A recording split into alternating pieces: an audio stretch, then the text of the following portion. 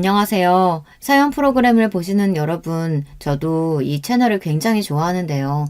제가 이렇게 사연까지 보내게 될 줄이야. 뭔가 새롭기도 하고 긴장도 되고 떨리는 것 같아요. 오늘 드릴 얘기는 누군가에게는 불편할 수도 있지만 저는 용기를 내어 이야기를 해보려고 해요. 다들 학창 시절을 생각하면 어떤 추억이 먼저 떠오르시나요? 저는 사실 좋은 추억들이 없다 보니 예전 생각만 하면 마음이 아직도 답답하고 힘든 건 어쩔 수 없는 것 같아요. 요즘에는 학교 폭력이 많이 알려지기 시작하면서 예방을 위해서 지원이 되는 부분들이 늘어났다고 하지만 제가 학교를 다닐 때만 해도 괴롭히는 친구들이 꽤나 많았거든요. 사실 왕따라고 해서 단순히 같이 안 다녀주고 그런 게 아니라 정도가 지나치다 보니 나중에는 갈취와 협박으로 이어지는 게 싫었어요. 뒤에서 흉을 보는 것을 떠나서 인격적으로도 저를 깎아내리는 경우가 많았기 때문에 그만큼 힘든 시간이 될 수밖에 없었죠. 제가 심한 따돌림을 당했던 이유 중 하나는 제가 부탁을 들어주지 않아서였는데요. 정말 사소한 거였는데 이럴 줄 알았으면 그냥 부탁을 들어줄 걸 그랬나 싶을 정도로 집요하게 저를 괴롭히더라고요.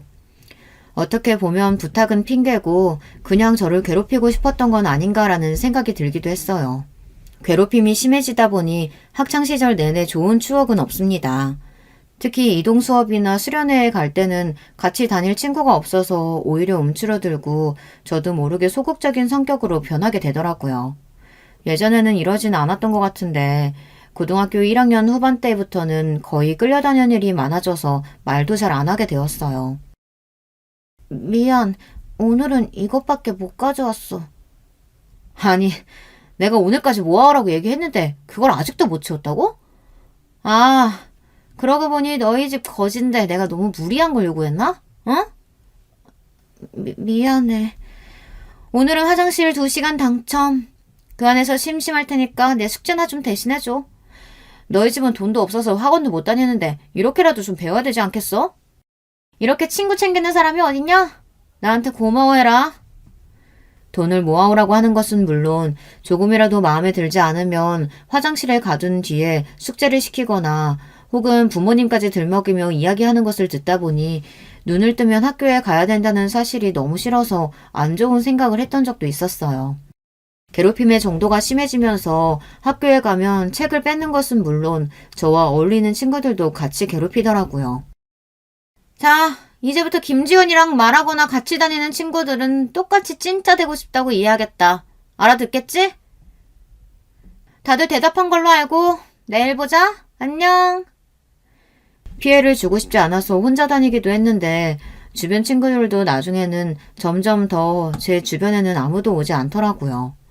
그래서 이동 수업이나 체육 수업 때는 아프다는 핑계로 교실에 있어야 했고 그럴 때는 괜히 저를 도둑으로 몰고 가서 그마저도 할 수 없게 되었어요. 선생님, 제 지갑이 사라졌어요. 오늘 교실에 남아있던 애가 김지연인데 혹시 가방 한 번만 볼 수 없을까요? 난 그런 적 없어. 선생님 아시잖아요. 전 보건실에 있다가 돌아왔는데 그 사이에 제가 지갑을 훔쳤다고요? 그래도 혼자 있었던 사람이 너뿐이니까 잠시 확인하도록 하자. 지연이뿐만 아니라 모두 가방 열어. 아니나 다를까 제 가방에서 A의 지갑이 나왔고 그때는 부모님까지 소환이 되었어요. 제가 하지 않았던 일들이 제가 한 짓이 되어버리고 더 이상 제가 아니라고 이야기를 해도 들어주는 사람이 없더라고요. 부모님께서도 제가 학교에서 어떻게 지내는지 아시는 게 아니라서 그런지 오히려 저를 다그치셨어요. 괴롭힘은 갈수록 심해지기 시작했고 나중에는 학교 이외에 다른 곳도 데리고 다니면서 괴롭히기 시작했어요. 노래방에서 노래를 해보라고 시켰고 재밌지 않으면 보이지 않는 부분을 찾아서 때리기까지 하니 정말 힘들더라고요. 때리는 것도 심하게 때리는 게 아니라 장난치듯이 머리를 툭툭 친다든지 혹은 발을 건다든지 그런 걸로 괴롭히니까 괜히 학교에 가면 긴장이 되기도 했어요. 학교에 가는 순간부터 집에 돌아오는 시간까지 하루 종일 감옥에 있는 듯한 느낌이 들었는데요. 저를 도와주려는 친구들도 없진 않았지만 절 조금이라도 도와주는 친구가 있다면 그 친구들까지 괴롭히는 게 싫어서 저도 다른 친구를 피하게 되기도 했고요. 그때 당시 선생님들은 어떻게 했냐고 물어보실 수 있는데요. 사실 절 괴롭히던 친구가 어느 정도 재력이 있었고 부모님이 잘 나가시는 분이시라 자연스럽게 묵살이 될 수밖에 없었는데요. 저희 부모님도 어떻게 손 쓸 수 있는 게 아닌 상황이라 제가 말을 하지 않았던 것도 있어서 아무런 해결이 되지 않았어요. 고등학교 시절 내내 저에게는 지옥과 같았다고 볼 수 있어요. 아무 말도 못하고 답답하게 구는 행동을 봤을 때 지금 와서 생각해보면 말해도 달라지지 않을 거라는 것을 알았기 때문에 그렇게 한 것 같아요. 부모님도 한참 바쁘시던 시기였고 뭔가 부담을 주고 싶지 않았거든요. 그동안 힘든 점도 많고 고등학교 3학년 때는 거의 저에게 말을 거는 친구도 없을 뿐더러 그림자처럼 다른 친구들을 따라다니면서 심부름만 하다 보니 저도 제 자존감이 낮아질 대로 낮아졌던 것 같아요. 언제 이 생활에서 벗어날 수 있을까 싶었는데 다행히 저는 좋은 대학에 갈 수 있는 성적이 되어 최대한 지역을 멀리 떠나기로 했어요. 그게 이 상황을 벗어날 수 있는 방법이라고 생각했거든요. 저희 학교가 지방에 있던 곳이라 그런지 멀리 가면 저를 더 찾을 수 없을 것이고 어차피 저 말고 괴롭히던 친구들은 성적이 되지 않아 올 수가 없는 곳이거든요. 밖에서 마주치는 것조차 싫고 성인이 되고 나서는 해방이 될 수 있을 거라는 희망을 가지고 공부를 했던 만큼 다행히 제가 원하던 대학에 들어가서 더 이상 얼굴을 마주할 일이 없어졌어요. 제가 가장 어이없었던 것은 아무 일 없다는 듯이 저에게 마지막 인사를 했던 졸업식 날이 기억이 나는데요. 그날도 대충 사진을 찍고 가려고 했는데 저희 부모님께 세상 친한 친구인 척처럼 행실을 하는 것을 보니 진짜 역겹더라고요. 야, 이번에 대학 멀리 간다면서? 혹시 나 보기 싫어서 그런 거야? 아쉽다. 같은 대학 갔으면 자주 만날 수 있었을 텐데.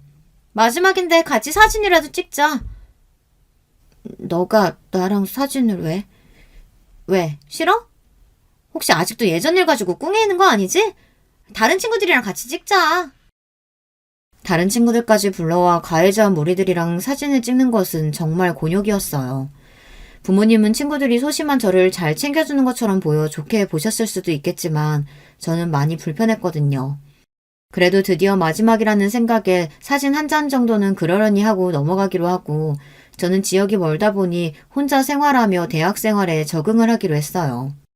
대학에 간 뒤로는 제가 생각했던 것보다 생활이 즐거워서 고등학교 때와는 달리 친구들도 많이 사귀고 또 외적으로 신경을 쓰다 보니 예뻐졌다는 얘기를 듣기도 했는데요. 학생 때는 제가 통통한 체형이다 보니 그동안 꾸미지 못하고 다녔었는데 같이 다니는 친구가 운동도 해주고 또 제가 어떻게 하면 자존감이 높아질 수 있을지 도움을 준 친구라서 항상 고맙게 생각하고 있어요. 대학생 때 만났던 친구는 저의 모든 것을 알고 있는 친구인데요. 처음에는 이런 사실을 이야기하는 것이 어렵게 느껴지고 혹시라도 저를 싫어하지 않을까라는 생각도 들었는데요. 시간이 지나면서 이 친구라면 제가 아팠던 부분을 이해해주지 않을까 싶어서 시간을 두고 친구에게 맥주 한잔하며 이야기를 할 수 있었어요. 민정아, 이건 내가 정말 너한테 처음으로 말하는 건데 이걸 듣고 너가 날 이해 못하거나 답답해할 수도 있어. 괜찮아. 에이, 내가 얘기를 얼마나 잘 들어주는데. 얘기해봐. 나 사실 어렸을 때 따돌림을 심하게 당하다 보니 처음에는 다가오는 널 의심하기도 했어. 하지만 지금은 너와 지내면서 진짜 친구라는 걸 알게 됐고 내 과거를 이야기해도 괜찮을 것 같아서. 어? 뭐라고? 사실 친구의 반응을 보고 나서는 순간적으로 이건 망했다라는 생각이 들기도 했는데요. 그 뒤에 친구가 말하는 이야기를 듣고는 저도 모르게 눈물을 흘릴 수밖에 없었어요. 많이 실망했지.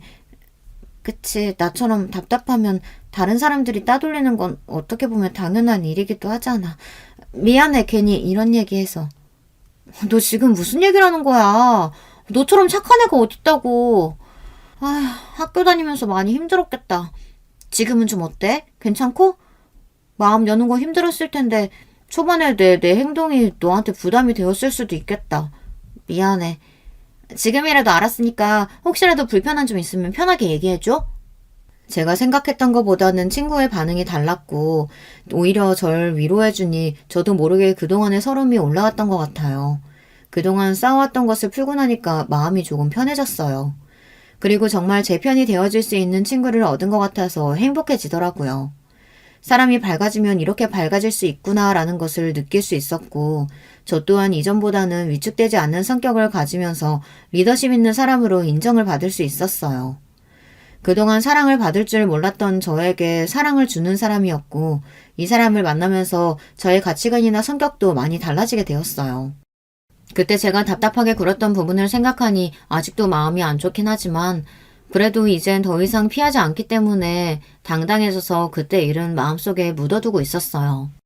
자연스럽게 당당한 모습이 되고 제 일을 하다 보니 저도 남자친구를 사귀게 되었는데요. 처음 연애 경험이 생기면서 점점 사람 보는 눈도 생기고 이별과 사랑을 겪으면서 제 자존감도 같이 높아졌어요. 그때처럼 답답하게 구는 일이 없다 보니까 제 스스로 어떤 연애 가치관을 세우고 어떤 사람을 만나야 하는지 생각이 잡히더라고요. 성격이 달라지다 보니 만나는 사람들도 달라지고 제 스스로도 요즘 많이 성장했다고 느끼는 부분 중 하나예요. 저는 그동안 고등학교 때 힘들었던 부분을 생각하면서 저 같은 아이들을 도와주고 싶은 마음에 심리 상담을 배우기 시작했거든요. 예전부터 흥미를 가지고 있었던 분야라서 고등학생 때도 장래희망이 상담사였어요. 그 꿈을 이루기 위해서 정말 코피가 날 정도로 열심히 공부하고 그 분야에 대해 전문가가 되고 싶어 열심히 했는데요. 학교를 졸업하고 난 뒤에 임상심리사로 일을 하다 보니 어렸을 적 제가 했던 행동들이나 생각들에 대해서 어느 정도 해석이 되다 보니 심리적으로 힘든 시간을 겪기도 했지만 그 시간을 겪고 난 뒤에 제가 더 나아질 수 있었던 계기로 생각하고 더 이상 아프지 않게 저를 이해하고 저 또한 치유가 되기 위해 노력을 했던 것 같아요. 물론 그렇다고 해서 그 친구들을 용서하거나 혹은 만나고 싶었던 건 아니었는데요. 잊고 산다는 말이 가장 잘 어울리는 것 같아요. 말 그대로 저를 위한 치유일 뿐이지 그 친구들을 용서할 수 없었어요. 그동안 제가 겪었던 것들 어느 것 하나 지우지 못하고 있었거든요. 그때 당시에 보낸 문자들 아직도 남아있는데 이걸 가지고 있는 이유는 하나였어요. 어떻게든 그들에게 복수하고 싶은 마음은 있었거든요. 사실 이것도 지금 친하게 지내고 있는 친구가 혹시 그때 일부러 자료를 모아둔 것이 있냐고 물어봐서 있다고 이야기를 하고 보여주었거든요. 당시 저에게 모질게 했던 말들이라든지 금전적으로 피해를 봤던 부분들이요. 물론 지금 와서 신고를 할 수 있는 건 아니지만 나중에 그 친구들이 유명해지거나 하면 터뜨리고 싶은 마음이 컸던 것 같아요. 물론 아직까지 그런 가해자는 없었지만 뭔가 지우기가 그렇더라고요. 아무래도 현실이라는 게 피해자는 숨어서 살고 가해자는 떳떳하게 사는 게 싫어서 저도 사회적인 위치를 올리고 또 나중에 파장을 일으킬 수 있도록 주변 동창들의 소식을 듣고 싶지 않았지만 간간히 SNS로 접하면서 지내고 있었어요. 학창시절이라는 게 사실 살아가는 데 있어서 중요한 부분 중 하나라고 볼 수 있는데요. 저는 제대로 보내지 못한 것 같아 항상 아쉬운 마음이 있었어요. 그래서 이번에 처음으로 친구랑 같이 여행도 가보고 시간이 갈수록 마음이 나아지더라고요. 물론 간혹 SNS로 접하는 소식이 있으면 기분이 안 좋아지기도 했지만 그럴 때마다 친구와 당시 남자친구였던 현재 남편이 많이 위로를 해주니까 저도 스스로 당당하자는 마음이 들었어요. 그때보다는 상황이 많이 달라지기도 했고 전처럼 위축이 되어 있을 일도 없었어요. 그때 당시에 저를 괴롭혔던 친구들이 잘못 알고 있던 부분 중 하나가 저희 집이 굉장히 가난하다는 생각을 하고 있었는데 일이 너무 바쁘셔서 저를 신경 쓰지 못하고 계셨거든요. 제가 그때는 꾸밀 줄도 모르고 사다 주시는 것만 입고 다니니까 주변에서는 꾸미지도 못하고 항상 조용히 다니는 애라 더 괴롭혔던 것 같아요. 하지만 지금은 제 스스로도 자존감이 높아졌다는 것을 느끼고 있기 때문에 다시 만나도 그 친구들이 더 놀라지 않을까 싶었어요. 아무쪼록 지금은 제 편도 많아지고 전이랑은 확실히 다른 삶을 살고 있어서 제가 못할 줄 알았던 여행도 가보고 누군가에게 맞춰서 사는 삶이 아니라 저를 위한 생활을 하고 있어 좋더라고요. 학생 때는 눈치 보기 바빴는데 지금은 하고 싶은 말을 하면서 지내다 보니 주변에서도 이미지가 좋아졌어요. 얼마 전에는 부모님께 이런 사실을 털어놓기도 했는데 도움이 필요하면 얼마든지 이야기하라며 못 알아줘서 미안하다고 이야기를 하셨어요. 모든 사람들에게 위로를 받고 제 상처를 치료하다 보니 저도 저와 같은 학교폭력으로 힘들어하는 친구들에게 진심으로 다가갈 수 있었어요. 저도 힘든 시간을 보내긴 했지만 요즘 아이들은 더 심한 것 같더라고요. 이 정도면 정말 어떻게 교육을 받았나 싶을 정도로 도가 지나치다 보니 저와 같은 상처가 있는 친구들에게 다가가다 보니 저처럼 회복을 하는 친구들도 있어서 일에 대한 만족도도 높은 편이에요. 아무쪼록 계속 경력을 쌓아오다 보니 저도 나이가 차고 센터까지 열게 되면서 지역 내에서는 꽤 유명한 위치에 올라가게 되었어요. 그리고 대학교 3학년 때부터 쭉 만나고 있었던 남자친구랑 결혼까지 하게 되면서 행복한 나날을 보낼 수 있었는데요. 평소처럼 지내고 있는데 그날은 모르는 전화번호로 연락이 왔던 날이었어요. 저는 그 전화를 받자마자 온몸에 소름이 돋을 수밖에 없었는데요. 듣자마자 저는 알 수 있었어요. 학창시절 저를 유독 괴롭혔던 동창생 A더라고요. 몇 년이 지났지만 목소리를 듣자마자 저도 모르게 경직이 되었는데 아무런 일 없듯이 이야기하는 걸 듣고 있으니 그동안 제가 고생했던 건 뭔가 싶고 화가 나서 참을 수가 없었어요. 여보세요? 김지윤 핸드폰 맞죠? 네, 맞는데 혹시 혹시 애인이?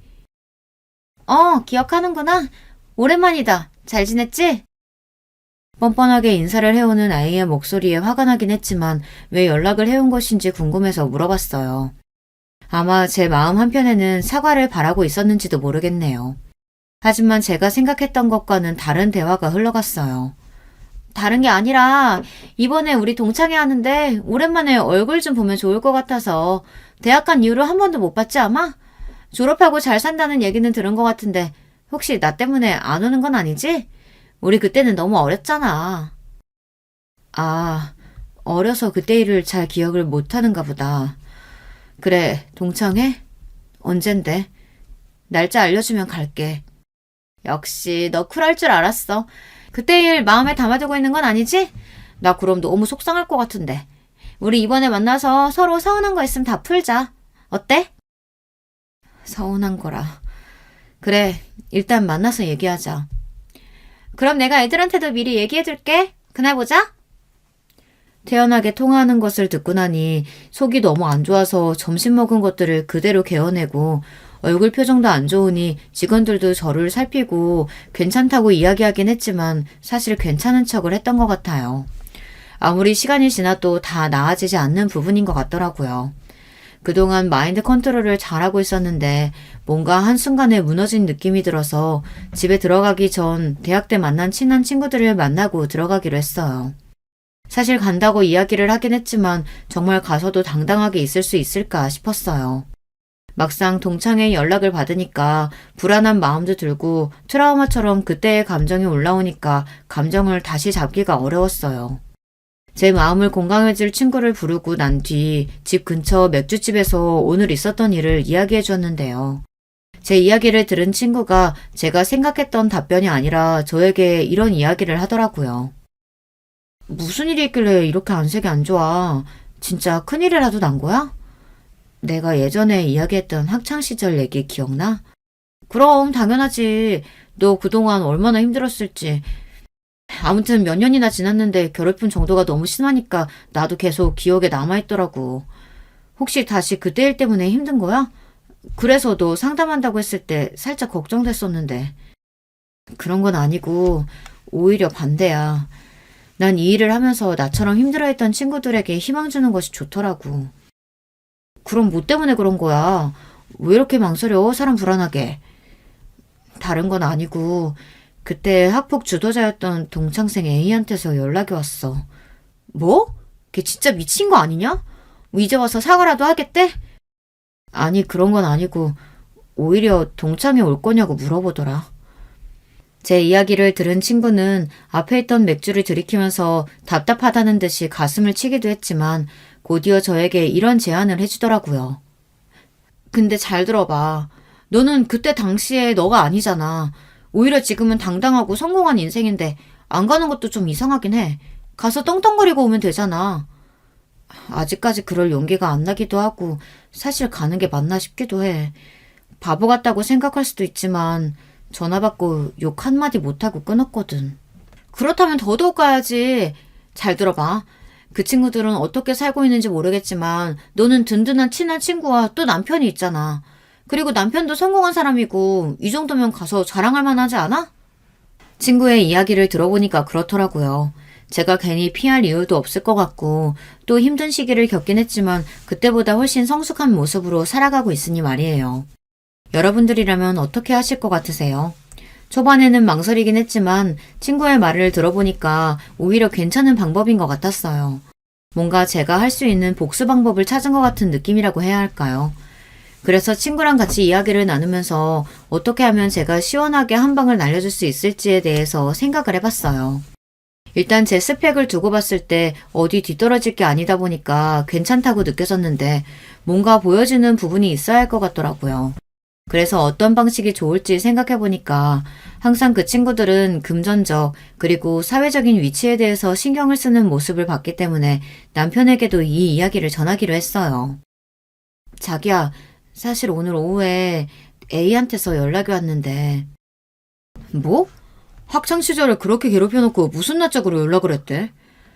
다른 건 아니고 동창회가 있다면서 전화를 했더라고. 번호는 계속 내가 안 바꾸다 보니까 그냥 한 번이라도 바꿀 거 그랬어.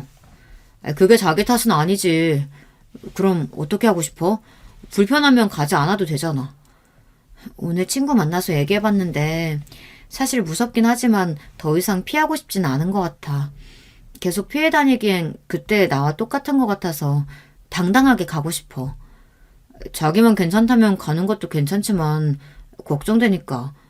아니면 나도 같이 가줄까? 그리고 그때 저는 알 수 있었어요. 아, 이 방법이라면 그 녀석들을 골탕 먹일 수 있겠다는 생각이 들었거든요. 이렇게 말하긴 부끄럽지만 남편이 꽤 능력이 좋은 편이라서 그런지 좋은 집, 좋은 차는 물론 주변에서 보기에도 잘 산다는 느낌이 들기도 하고 잘생긴 편이거든요. 아마 그 친구들은 제가 이런 남편을 얻을 것이라고는 생각도 못했을 거예요. 얼마나 놀란 모습으로 보일지 저도 모르게 기대가 되더라고요. 이전에 느꼈던 긴장감과는 달리 복수를 할 마음에 그날만을 기다렸던 것 같아요. 사실 남편에게까지 부탁을 해서 도움을 요청할 생각은 없었는데 이왕 이렇게 된 거 제대로 배가 아프게 해주자는 생각으로 SNS를 통해서 그 친구들이 어떻게 살고 있는지 살펴보기 시작했어요. 친구도 돕겠다고 해서 이번에 같이 알아보는데 생각보다 못 사는 친구도 있고 제가 가장 복수를 하고 싶었던 동창생 A는 생각보다 사회적으로 영향력이 있는 인플루언서였어요. 어느 정도 예상했던 부분이었던 게 학생 때부터 예쁘고 키가 커서 비율이 좋은 애였거든요. 그래서 연습생 생활도 잠깐 했었던 것 같고 오히려 영향력 있는 사람이 되었다는 것이 좋았던 이유는 그만큼 파급력이 클 것 같았거든요. 그래서 남은 3달 동안에는 어떻게 바닥으로 끌어내릴 수 있을지에 대해서 바로 계획을 세우기 시작했어요. 사실 마음 한편으로는 이게 맞는 건가 싶었는데 제 어린 시절을 생각해보면 뻔뻔하게 연락을 해왔던 부분에 대해서 이해가 가지 않았고 더 이상 그 친구를 생각할 필요가 없다는 생각이 들었죠. 그렇잖아요. 저는 걔 때문에 2년을 넘는 시간 동안 고생만 해왔는데 이제 와서 도망치기에는 제 청춘이 너무 아까웠고 조금이라도 그 친구들이 반성하는 기미가 보인다면 동창회 이후로는 딱히 뭔가 더 터트릴 생각은 없었어요. 남편이랑 이야기했던 부분 중 하나는 일단 가서 그 친구들을 만난 뒤에 어떤 복수를 할지에 대해서 생각을 해보자는 것이었는데요. 저는 일단 보여주는 것만으로도 충분히 그 친구들에게 자신감 있는 모습을 보여주는 것이기 때문에 당일날까지 철저하게 준비를 해서 찾아갔어요. 심지어 남편은 이번에 차를 바꿀 때가 되었다면서 마침 잘 됐다는 듯이 6억 원이 넘는 외제차를 하나 출고를 하더라고요. 겉으로 보기에도 브랜드들은 웬만하면 다 아는 비슷한 브랜드들로 꾸미고 동창회에 찾아갈 수 있었어요. 사실 들어가기 전까지만 해도 엄청 긴장이 되었는데 막상 가보니까 괜찮더라고요. 동창회 당일이 되고 저는 그동안 피부 관리부터 시작해서 살도 조금 빼고 누가 봐도 고급스러운 이미지의 여성이 되어 있었는데요. 남편은 왜 이렇게 예뻐졌냐며 동창회에 가는데 너무 질투가 난다고 이야기할 정도로 예쁘게 꾸미고 갔어요. 일부러 메이크업 샵에 가서 제가 할 수 있는 최대한의 것을 하고 갔는데요. 메이크업 샵에서도 제가 이런 사연을 가지고 있다는 것을 선생님이 아신 뒤로 머리 세팅까지 완벽하게 해주셨거든요. 선생님 오랜만이에요. 제가 특별한 날이면 항상 여기 오는데 오늘 메이크업은 조금 더 빡세게 부탁드릴게요. 오늘 특별한 날이신가 봐요. 평소보다 더 예쁘게 해드릴게요. 근데 어디 가시길래 빡세게 부탁하시는 거예요? 다른 건 아니고 동창회에 가는데 그때 유독 괴롭혔던 친구들이 오거든요. 너무 뻔뻔하게 연락해와서 이번에 가서 코를 밟아주고 올 생각이에요. 메이크업 선생님께서는 제가 하는 이야기를 듣고 나서 다른 선생님들까지 불러 화장과 세팅을 마무리해 주셨는데요. 헤어까지 되다 보니까 진짜 그날은 잘 꾸몄다는 이야기밖에 안 나올 정도로 괜찮게 잘 되었더라고요. 마지막으로 길을 나서는데 선생님께서 저한테 힘내라고 이야기를 하셨고 그동안 고생 많았다면서 저를 다독여 주셨어요. 괜히 눈물이 날 것 같았지만 잘된 화장을 망치고 싶지 않아서 꾹 참고 동창회 장소로 찾아갔는데요. 들어가기 전까지 긴장이 되긴 했지만 당당한 모습으로 내부에 들어가고 보니 이미 많은 친구들이 와 있었어요. 저를 외면했던 친구들도 있었지만 그 중에서 제가 가장 어이없었던 것은 저를 괴롭혔던 친구 중 한 명이 저를 되게 반갑게 부르더라고요. 왔어? 오랜만이다. 나 기억하지?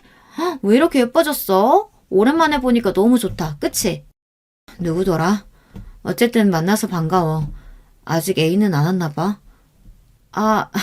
너 원래 성격이 이런 성격이었나? 조금 서운하네. 그래도 우리 나름 친하다고 생각했었는데. 일단 앉아. A는 일 끝나고 바로 온다고 연락 왔어. 동창생 B가 자리를 안내해주는 동안 저는 어디에 앉아야 할지 고민하고 있었는데 저를 불러주는 다른 친구들이 있었어요. 사실 따돌림을 당할 때 저에게 아예 친구들이 다가오지 않았던 건 아니었어서 초반에는 인사를 하던 친구들이 있었는데요. 오랜만에 보니까 반갑긴 했어요. 그 친구들은 자신의 의도와는 상관없이 저를 외면할 수밖에 없었던 상황이었던 만큼 그 친구들만큼은 제가 이해를 하고 있었거든요. 아니나 다를까 제가 앉은 자리에 있던 친구들은 저에게 그때 당시의 상황들에 대해 진심 어린 사과를 하면서 지금 너무 잘 커져서 고맙다는 이야기를 해줬어요. 사실 사과를 받을 친구들은 따로 있는데 그 친구들까지 괜히 가해자로 만든 것 같아서 미안한 마음이 들기도 했는데요. 직접적으로 폭력이나 저를 힘들게 했던 친구들은 아니어서 금방 마음이 편해질 수 있었어요. 미안해. 그때 우리가 너를 너무 외면했으면 안 됐는데. 아니야, 괜찮아. 그때는 너희도 어쩔 수 없었잖아. 그나저나 동창회는 어떻게 알고 온 거야? 우리 다 너한테 연락 못 했는데. A가 불렀어. 전화가 왔더라고. 어색한 분위기 속에서 서로 진심 어린 이야기를 나누며 그 친구들의 그때의 입장을 들어볼 수 있었는데요. 모든 것을 A가 주도하다 보니까 조금만 도와주려고 하면 차단을 하는 것은 물론 본인들까지 괴롭혔다는 이야기를 들으니까 참을 수가 없었어요. 또 A가 직접 저에게 연락을 해왔다는 이야기를 듣고 친구들은 기가 찬 것처럼 헛웃음을 치기도 하더라고요. 저와 같이 다니는 친구들을 따돌리는 것을 알고는 있었지만 더 심했던 건 제가 모르는 사이에 다른 친구들까지 괴롭혀서 그 친구들도 사실 A를 만나러 동창회에 참석했다고 하더라고요. 저만 그렇게 힘든 시간을 보낸 줄 알았는데 학교 뒤에서도 다른 친구들을 불러서 돈을 빼앗는 등 폭력을 쓰는 경우가 있었다고 하니 학창 시절을 어떻게 보냈으면 이 많은 친구들이 그 친구에게 악감정을 가지고 있을까 싶었어요. 서로 근황에 대해서 이야기를 나누다가 분위기가 조금씩 풀리는 것을 느끼기 시작했을 때 A가 등장하게 되었는데요. 사실 늦게 도착을 하기도 했고 이미 많은 친구들이 자리를 차지하고 있어서 그 친구가 가장 마지막이었거든요. 들어오자마자 이목을 끄는데 그때 얼굴이 그대로 떠오르면서 괜히 긴장이 되기도 했어요. 제가 떨고 있는 것을 느꼈는지 제 옆에 있던 친구는 괜찮다면서 저를 다독여 주더라고요. 하지만 저는 그때의 제가 아니었기 때문에 자신감을 가지고 그 친구에게 먼저 다가가 인사를 했는데요. 주인공은 제일 마지막에 온다던데 그 말이 맞나 봐. 오랜만이다. 연락을 해서 이렇게 동창회까지 오게 되다 보니 네가 참 궁금하더라고. 오랜만이다. 잘 지냈어? 예전보다 많이 예뻐졌네. 요즘에는 뭐하고 지내? 주인공이라니까 너무 부끄럽다. 일단 앉아서 얘기할까? 뻔뻔하게 저를 대하는 태도가 당황스럽긴 했지만 저도 평정심을 유지한 채 그 친구에게 이야기를 해주었는데요. 그렇게 나를 괴롭혀놓고선 성인이 되어서 이렇게 아무렇지 않게 나한테 연락을 할 줄은 몰랐어. 철판을 얼굴에 깔면 이렇게 되는 건가? 너 지금 다 지난 일 가지고 이렇게 따지려고 나한테 온 거였어? 다른 친구들도 마찬가지겠지만 사실 그때 우리가 너무 어렸잖아. 그래서 잘 기억이 나지도 않고 만약 내가 너한테 그런 짓을 해서 많이 힘들었다면 사과할게. 그래, 얘가 사과한다는데 받아줘. 우리 이제 다 컸고 그때 당시의 일들은 잊을 때가 되지 않았나? A와 함께 다녔던 동창생 무리들이 B의 말에 동의하면서 잊었던 일들인데 왜 이제 와서 꺼내냐면서 저한테 이야기를 하더라고요. 참을 수 없는 분노가 치밀었고 저도 답답한 마음에 앞에 있던 맥주를 원샷하면서 한마디를 날렸어요. 어떻게 그게 잊혀지겠어? 너희가 직접 당해봐야지 알겠지. 이런 마음들을 나만 피해자는 아닌 것 같고 와서 들어보니까 너네 꽤나 유명했더라. 아직까지 그러고 살고 있나 싶어서 궁금했는데 지금 사는 꼴 보니까 뭐 비슷한 것 같은데 말하는 태도를 보니까 그때와 달라진 게 하나도 없네. 너 말 다 했어? 내 남편이 누군 줄 알아? 너 같은 거는 지금 여기서 한마디로 그냥 끝내버릴 수도 있어. 그때 우정 생각해서 동창회에 불러줬던 건데 은혜도 모르고 지금 와서 괴롭혔으니까 사과라도 하라고 지금 시위하는 거야? 적어도 너가 나한테 미안한 감정이 있었다면 그렇게 연락을 했었어는 안 됐지. 연락은커녕 이렇게 뻔뻔하게 나오는 건 네가 그때 당시에 잘못했다는 걸 전혀 인식을 하지 못하는 것 같은데. 남편도 알고 있어? 네가 이전에 학교 폭력자였다는 거? 학교 폭력자라니. 사실 그때 당시에 나 말고 다른 친구들도 다 조용히 있었잖아. 근데 왜 나만 가지고 그러는 거야? 너희도 입이 있으면 말을 해봐. A는 흥분했는지 다른 친구들을 지목하며 이야기를 했어요. 하지만 저 같은 경우에는 이미 이곳에 도착해서 A에 대한 감정이 어떤지 알고 있었기 때문에 어떤 대답이 나올지 어느 정도 예상이 되었는데요. 아니나 다를까 다른 친구들도 제 편을 들면서 이야기하는 것들을 들을 수 있었어요. 솔직히 말해서 A 너가 주동한 건 사실이고 다른 친구들도 심하게 괴롭힌 건 맞잖아. 단순히 욕하고 피하는 것뿐만이 아니라 너희들은 물리적으로도 폭력적으로도 많이 괴롭혔기 때문에 우리는 다 기억하고 있어. 맞아. 너도 사과할 부분은 해야지. 우리가 나이가 몇인데 이러고 있어. 설마 너 그때 우리한테 한 말 기억 안 나는 건 아니겠지? 네가 지은이랑 놀면 같이 따돌리겠다고 협박했었잖아. 동창회 안에서 하나둘씩 시작된 발언 덕분에 A는 금방 궁지에 몰리게 되었는데요.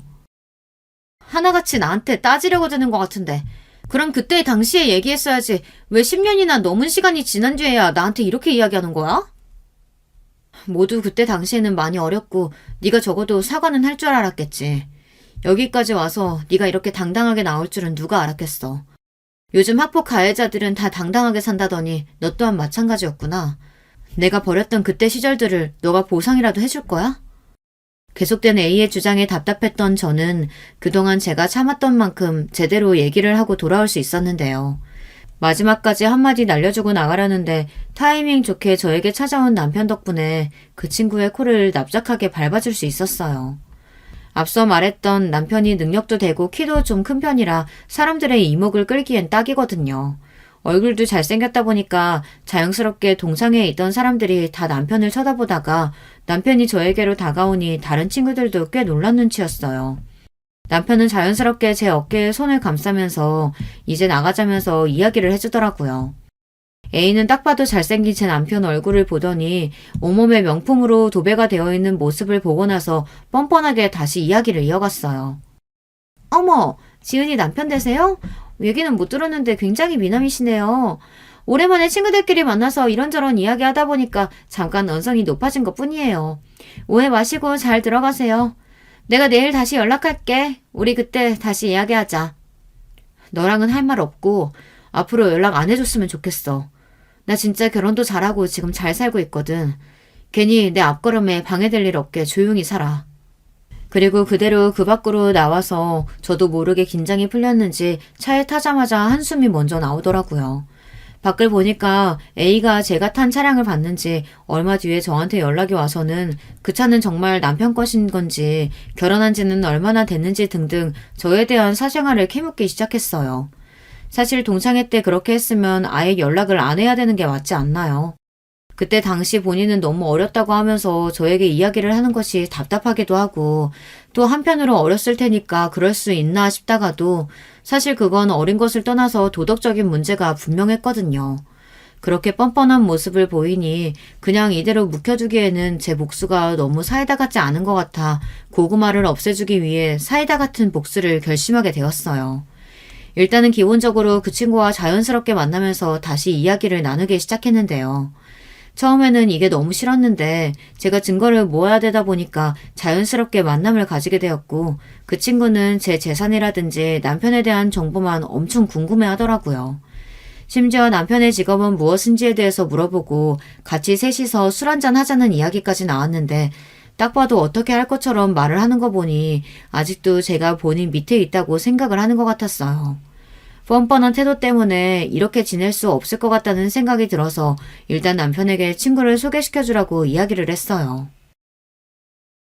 그동안 네가 어려서 잘 몰랐다고 하니까 이번엔 그냥 내가 넘어가도록 할게. 네가 말했듯이 우린 어른이잖아. 아, 그리고 지금 근처에 남편이랑 남편 친구 있는데 혹시 괜찮다면 만날래? 전에 네가 남편 보고 싶다고 했잖아. 그럴까? 그때도 궁금한 거 못 물어봤었는데. 친구분까지 계시다니 딱이다. 자연스럽게 미끼를 물었던 친구는 좋다면서 제 친구와 남편 친구를 함께 만나기로 했는데요. 이번엔 제가 판을 짜면서 남편 친구에게도 부탁을 하다 보니 수월하게 상황이 만들어질 수 있었어요. 사실 남편이랑 이런 부분에 대해서 이야기를 할 때 어떻게 복수를 하는 게 가장 좋을까 싶었는데 제 소중한 학창시절을 뺏어간 만큼 저도 그 친구가 소중하다고 느끼는 게 있으면 뺏고 싶었거든요. 그래서 남편 친구를 소개해준 다음에 그 친구의 학폭을 그대로 터뜨릴 생각이었어요. 이건 남편 친구도 알고 있던 부분이었기에 충분히 조율이 된 상황이라는 것을 알아주셨으면 좋겠는데요. 제가 너무 나빠 보일 수 있지만 사실 이렇게까지 하지 않으면 제대로 복수가 되지 않을 것 같았거든요. 두어 번 정도 친구를 만나게 하고 남편 친구에게도 연락을 드려봤는데 그렇게 큰 호감을 가지고 있진 않지만 일단은 진지하게 만남을 가져볼까 고민하고 그 친구에게 언급을 했다고 해요. 그 뒤로는 자연스럽게 저희 넷이서 식사를 할 수 있는 자리를 마련해서 그때 바로 터뜨릴 수 있었어요. 두 분이 고등학교 동창이라고 들었는데 이렇게 소개시켜 주실 정도면 꽤 많이 친하셨나 봐요. 그럼요. 저희는 둘도 없는 친구 사이였는데 이렇게 어른이 돼서 다시 만나서 얼마나 다행인지 몰라요. 저희가 학업 때문에 바빠서 연락을 서로 잘 못했거든요. 그치? 그치. 너는 친한 친구 사이에 숙제 심부름은 물론 돈도 모아오라고 이야기하잖아. 나는 지금은 그렇게 못하겠더라고. 뭐 그때는 어릴 때니까 네가 말한 대로 그냥 잊고 살긴 하는데 우리가 진짜 친한 사이는 맞았나? 야, 왜 그래? 술 많이 마셨어? 얘가 하는 얘기 그냥 흘려 들으세요. 역시나 제가 생각했던 대로 A는 뻔뻔함을 그대로 보여주었고 남편 친구는 당황을 많이 한 것 같았어요. 이렇게까지 뻔뻔할 줄은 몰랐겠죠. 그날은 어물쩡하게 자리가 정리되고 그 다음 친구에게 연락이 왔는데요. 너 일부러 그런 거지? 왜 괜히 학창시절 얘기 꺼내서 그분이랑 어색하게 만들어? 이번에 나 도와주는 거 아니었어? 내가 널 위해서 이렇게까지 자리를 만들어줄 거라고 생각한 거야? 너 진짜 하나만 생각하고 둘은 모르는구나. 요즘에 누가 학폭 가해자를 만나고 싶어 하겠어. 나중에 문제될까봐 싶어 나는 이야기해준 것뿐이야. 이거 완전 미친 또라이 아니야. 지금 나한테 복수하겠다고 이렇게까지 한 거야? 야, 너는 나랑 별반 다를 게 하나도 없잖아. 너도 내가 괴롭혔던 이유로 지금 똑같이 나 괴롭히는 거 아니야. 다르지. 나는 적어도 이유라도 있지만 넌 이유 없이 친구들을 괴롭히는 사람이었잖아. 나 지금 통화 녹음 다 하고 있거든. 네가 지금까지 말했던 거 모든 애들한테 뿌려서 너 이미지 그대로 박살내줄 거야. 그 뒤로 단톡방에 올려서 그 친구에게 제대로 쪽을 주는 것은 물론 그 친구가 아니라고 해명을 하긴 했지만 본인은 그렇게까지 할 줄은 몰랐다며 본인이 지금 괜찮은 사람과 잘 되어가려고 하는데 그게 부러워서 이러는 거라고 피해자 코스프레를 했어요. 본인이 잘못한 건 맞지만 이렇게 어른이 되어서 본인에게 복수를 할 줄은 몰랐다고 이야기를 하며 저를 오히려 나쁜 사람으로 몰아가기 시작했는데요. 하지만 생각했던 것보다 카톡 반응은 달랐어요. 제발 그만 좀 하라며 아직도 어린애 같다고 이야기를 하는 친구들도 있었고 그때 당시 말을 하지 못했던 애들도 용기를 얻어서 이야기를 해주더라고요. 점점 방향은 제 쪽으로 기울었고 덕분에 그 친구는 단톡방에서 아예 퇴출이 되어버리고 말하는데요. 거기서 끝이 아니라 저는 SNS를 통해서 그 친구가 활동하는 계정을 다른 계정에 폭로하기로 했어요. 저는 그냥 있는 사실을 그대로 제보했을 뿐인데 다음날 A에게 엄청난 전화와 카톡이 오기 시작했어요. 뭐 저는 피할 이유가 없으니 전화를 받았는데 받자마자 본인에게 어떻게 이럴 수 있냐면서 이야기를 하더라고요. 여보세요? 여보세요? 너 지금 태연하게 그런 얘기나 하고 있을 때야? 너 SNS에 제보한 거 너 맞지? 지금 너 때문에 광고부터 시작해서 다 난리 났는데 장난쳐? 그러게 그동안 잘 좀 살지 그랬어. 왜 괜한 사람 괴롭혀서 일을 이렇게까지 만드니? 솔직히 나만 그랬어? 왜 다른 애들은 안 건드리고 나한테만 지랄이야? 다들 이 부분에서 의아하실 수 있을 것 같은데 저는 복수 대상이 동창생이 A에서 중점이 되었던 건 맞지만 다른 친구들은 A 몰래 저에게 연락을 해와서 따로 건드리진 않았거든요. 왜냐하면 같이 다니던 무리 중에서 저희 엄마가 소속되어 있는 회사에 근무하는 친구가 있었는데 처음에는 그 친구에 대한 이야기를 할까 했는데 스스로 잘못을 뉘우치고 있다는 연락을 받았어요. 즉 동창생 A만 저에게 사과를 하지 않았고 동창회 때도 제가 무슨 결혼이야 저거다 짭 아니야 했던 친구들도 조롱하던 모습은 온데간데 없고 오히려 스스로 미안하다며 이야기를 해주더라고요.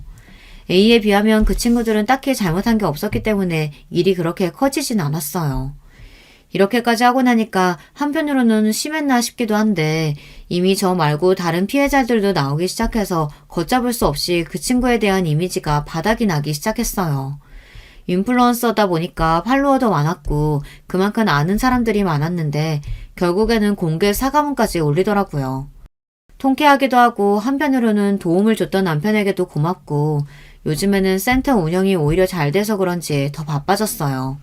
제가 신생을 공개하려고 했던 건 아니었는데 미용실 원장님부터 시작해서 다들 제 얘기를 많이 해주신 것 같더라고요. 저희 센터를 찾아오는 사람들도 늘었고 저는 학교 폭력을 이겨낸 센터 선생님으로 모든 이들이 대단해하는 사람이 되었어요. 사실 저도 초반에는 힘들었던 부분들이 많다 보니까 중간에 포기하고자 하는 마음도 없진 않았거든요. 그런데 지금까지 이루어온 것들과 그리고 아직까지 잘못을 뉘우치지 않고 행동하는 가해자들 때문에 더 참을 수 없었기 때문에 일을 다 터뜨려버리고 말았어요. 학교 폭력이라는 게 지금 센터에 오는 친구들을 보면서도 느끼지만 다른 친구들 괴롭히면 안 된다는 건 어떻게 보면 당연한 부분이잖아요. 이 부분을 제대로 알려줘야 하는데 가정 안에서 꼭 교육이 필요한 거라고 생각하거든요. 지금 와서 생각해보면 동창생 A도 그렇게까지 성격이 모나게 변하지 않을 수 있었을 텐데 그 부분을 생각하면 짠하기도 해요. 이건 제가 어느 정도 심리적으로 공부를 하다 보니 나중에는 이렇게 생각이 들긴 하더라고요. 그리고 그 일 이후 사과문을 올리고 나서는 알바를 하면서 살고 있다고 주변 친구들에게 이야기를 들을 수 있었는데요.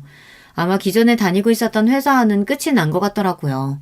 오랜 기간 동안 힘든 시간이 있긴 했어도 지금은 후련하게 털어내고 잘 살고 있어요. 진짜 친한 친구도 사귀게 되었고 또 남편이랑 같이 화목하게 살면서 앞으로도 행복하게 보낼 수 있을 것 같아요. 그렇게 용기를 낼 수 있었던 건 어떻게 보면 남편이랑 친구 덕분이 아닐까 싶은데요. 친구는 동창생 A에게 소개시켜줬던 남편 친구랑 잘 돼서 올해 결혼을 하게 되었어요. 좋은 사람은 좋은 사람끼리 알아본다고 하던데 잘 된 것 같아서 더 축하를 해주게 되네요. 이 소식을 들은 A가 남편 친구에게 어떻게 그럴 수 있냐고 연락이 왔다고 하는데 다 끝난 마당에 끝까지 잡고 싶었나 봐요. 한동안 제가 너무 잘 돼서 배가 아파한다는 이야기를 건너 들었으니 그동안 잘 버틴 보람이었죠. 요즘 들어 학교폭력과 관련해서 문제들이 많이 떠오르고 있잖아요. 남일 같지 않고 직접 못 겪어보신 분들에게는 죄송하지만 생각보다 큰 트라우마가 되거든요. 비도덕적으로 사람을 괴롭히고 나중에는 뻔뻔하게 철판을 깔고 있는 모습을 보며 생각보다 피해자 입장에서는 견디기가 어려웠던 부분이었는데요. 그래도 성공하고 나서 복수를 시원하게 해주니까 좋네요. 오랜만에 친구랑 만나서 동창회 얘기부터 시작해서 이번에 있었던 모든 일들을 공유해주는데 아주 시원하다면서 잘했다고 해주더라고요. 아마 그때도 바보같이 참았다면 지금까지 제 마음이 해결되지 않았을 것 같은데 이번 기회에 할 말은 하고 또 갚아줄 건 갚아주자 생각으로 살게 되었어요. 여러분, 제가 생각하기에는 예전에 있었던 일들 중에서 사람에게 상처를 주는 것은 어찌되었든 다시 되돌아오게 되는 것 같다는 생각이 드는데요. 이번에 제 동창생들을 보면서 느꼈던 부분 중 하나였어요. 원래 가해자들은 본인의 잘못을 잘 모른다고 하긴 하지만 이렇게까지 모를 줄은 몰랐거든요. 예전 같은 성격이었다면 저도 이렇게 나설 생각은 못했을 것 같은데 막상 나서고 나니까 속이 후련하기도 하고 생각했던 것보다는 제 행동으로 주변 친구들도 용기를 얻은 덕분에 그 자리에서 A에게 한마디씩 할 수 있었다고 해요. 종종 동창회 때 만났던 친구들을 연락을 하고 지내는데 다시 저의 인간관계도 회복되는 것 같아서 좋네요. 여러분들도 소중한 존재이신 만큼 평소 꾹 참고 있었던 부분들이나 혹은 사과받고 싶다고 생각이 드는 사람이 있다면 꼭 한번 연락을 해보세요. 혹시 모르죠. 그 친구도 잘못을 뉘우치고 있을지. 저는 아니지만 여러분들은 그런 친구가 있으셨으면 좋겠네요. 안녕하세요. 서울에서 교사로 재직하며 남편과 그리고 2명의 딸과 함께 행복하게 사는 40대 후반 여자입니다. 얼마 전 제 인생에서 가장 통쾌하고 짜릿한 경험을 해서 여러분께 소개하고 싶어 제보하게 됐어요.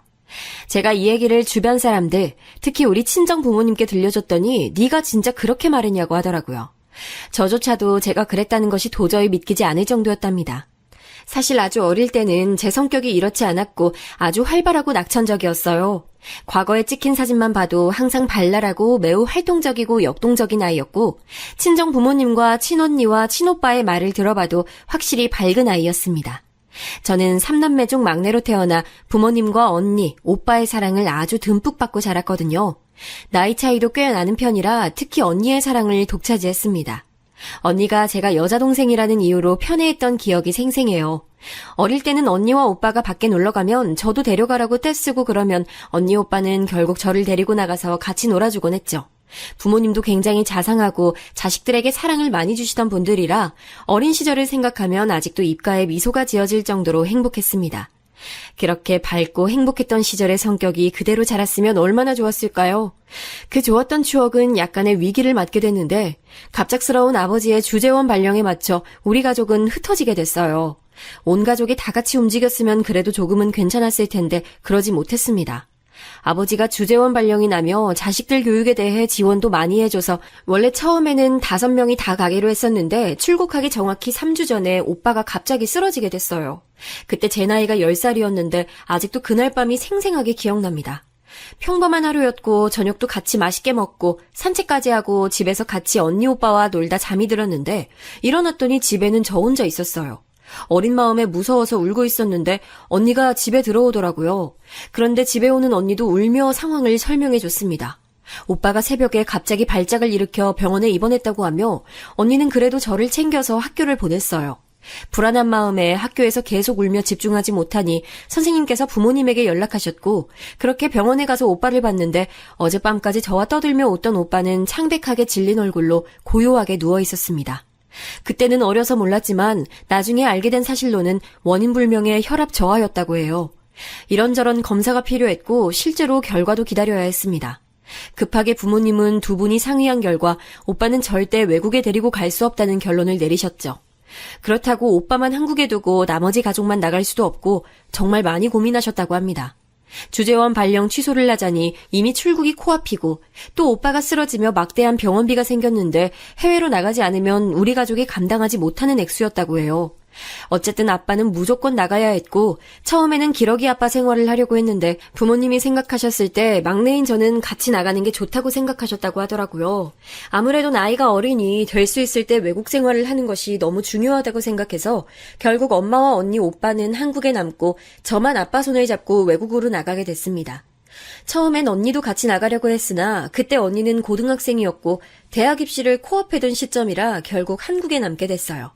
그렇게 저는 낯선 외국에 아빠와 단둘이 가게 됐는데 아빠가 충분히 저에게 잘해줘도 엄마와 언니가 제 옆에 없는 것은 너무나도 큰 충격으로 다가왔습니다.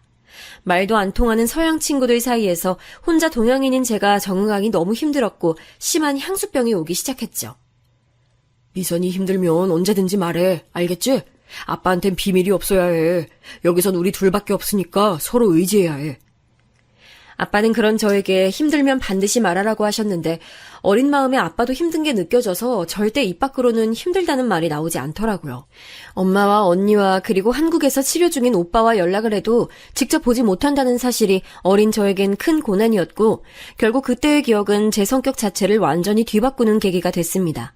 아빠도 놀러간 것이 아니고 일하러 간 거라 아무리 저를 많이 챙기려고 해도 한계가 있었고 혼자 있는 시간이 많아진 저는 외향적인 성격에서 완전히 내향적인 성격으로 바뀌게 됐어요.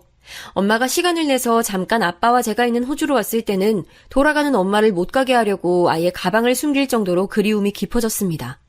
저를 데리고 가라고 떼쓰기도 했는데 엄마는 도저히 그때 그럴 수가 없었다고 해요.